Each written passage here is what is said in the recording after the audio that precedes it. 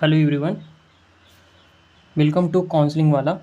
आज हम लोग डिस्कस करेंगे डॉक्यूमेंट रिक्वायर्ड फॉर जोसा काउंसलिंग। आपको पता है कि जोसा शेड्यूल रिलीज़ कर दिया है, तो क्या क्या डॉक्यूमेंट लगेगा जोसा काउंसलिंग में। जब आपको एक सीट एलोकेट हो जाएगी उस टाइम में क्या क्या आपको डॉक्यूमेंट लगेंगे, उसी के बारे में हम लोग डिस्कस करेंगे।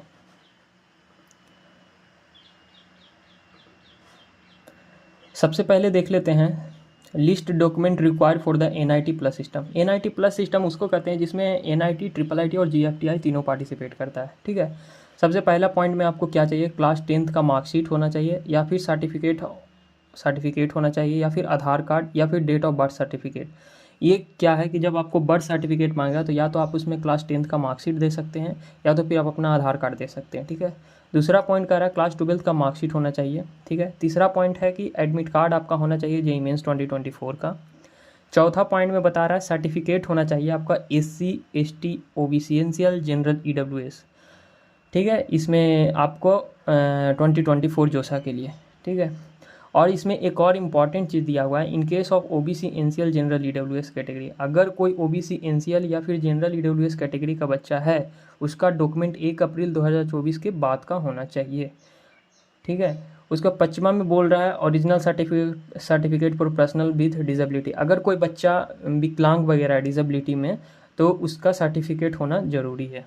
ठीक है, उसके बाद फिर 7वां पॉइंट कर रहा है cross bank cheque. Cross bank cheque में क्या करना है आपको, चेकबुक आप अपना पेरेंट्स का किन्हीं का भी ले सकते हैं, आप अपना मम्मी या फिर आप अपना पापा या फिर आप अपना खुद का। वो आपको चेकबुक पे क्या करना है, या तो क्रॉस का निशान कर देना चेकबुक पे, या तो फिर आप उस पर कैंसिल लिख के आपको उसको अपलोड करना रहेगा। यही टोटल डॉक्यूमेंट आपको चाहिए, इससे ज़्यादा और आपको कुछ नहीं चाहिए। ठीक है, ये सब डॉक्यूमेंट चाहिए आपको एनआईटी प्लस सिस्टम के लिए। अब हम लोग बात कर लेते हैं आईआईटी वाले के लिए। ठीक है, आईआईटी वाले के लिए क्या चाहिए, सिमिलर है एनआईटी के जैसा। इसमें क्या चाहिए आपको, क्लास 10th का मार्कशीट, सेम चीज़। ठीक है, इसमें डेट ऑफ बर्थ के लिए, बर्थ सर्टिफिकेट के लिए इसमें आपको क्लास 10th का मार्कशीट चाहिए या फिर आधार कार्ड चाहिए। क्लास 12th का मार्कशीट चाहिए इसमें, सेम टू सेम इसमें SC, ST, OBC, NCL, general, EWS का कोई बच्चा है तो उसके लिए ये चाहिए। ठीक है, चौथा में वही ओरिजिनल सर्टिफिकेट चाहिए अगर आप डिसेबिलिटी हैं तो। ओके, और छठा में आपको वही क्रॉस बैंक चेकबुक चाहिए, जिसमें आपको क्या करना है, चेकबुक पे आपको क्रॉस करके या फिर कैंसिल करके आप वहाँ पे लिख के अपलोड कर सकते हैं। ठीक है, और देखिए आपके लिए क्या है कि एक जोशा सीसैप काउंसलिंग के लिए आपको सपोर्ट है।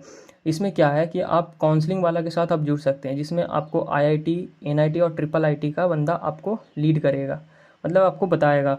जिसमें आपको सिर्फ चार्जेस देने हैं 650। इसमें आपको क्या है, फुल फ़ोन सपोर्ट है। आपको जैसे ही आप ये चॉइस फिलिंग करिएगा, इसमें आपको कुछ नहीं, आपका नाम, email ID, phone number, mobile number सब कुछ भरना है। सिर्फ आपको नॉमिनल प्राइस है 650। इसमें आपको जोसा से लेके सीसैप तक, बिल्कुल जोसा प्लस सीसैप ओनली 650 में आपको करवाया जाएगा।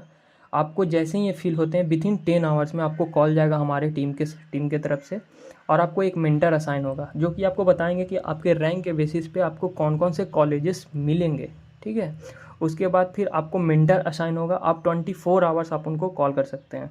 इतने कम प्राइजेज़ में आपको कोई नहीं अभी तक देगा, इसीलिए 650 है सिर्फ जोसा प्लस सीसैप दोनों के लिए, तो आप ये सपोर्ट हमसे ले सकते हैं।